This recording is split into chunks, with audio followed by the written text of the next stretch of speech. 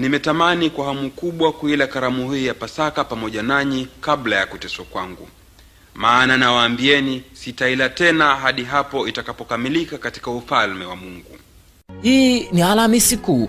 Ni sikukuu ya Kikristo inayoadhimishwa saa za jioni, ile karamu ya mwisho Yesu Kristo na mitume wake kabla ya kukamatwa na kuhukumiwa na kuhani mkuu wa Israeli, na hatimaye akakabidhiwa kwa liwali Ponsio Pilato ili asulubiwe. Katika karamu hiyo Yesu alitoa maneno yake ya buriani kwa wanafunzi hao, akikazia amri mpya ya kwamba wapendane na jinsi yeye alivyowapenda kwa upeo, kama ilivyosimuliwa hasa kwenye Injili ya Yohana ambayo imeripoti hotuba ndefu kutoka kwa Yesu kwa wakati huo. Umuhimu wa tukio hilo unasisitizwa haswa kwa madhehebu yanayoamini kuwa ndipo Yesu alipoweka sakramenti ya Ekaristi inavyosimuliwa kwenye Injili nyingine ya 3 ya Yohana.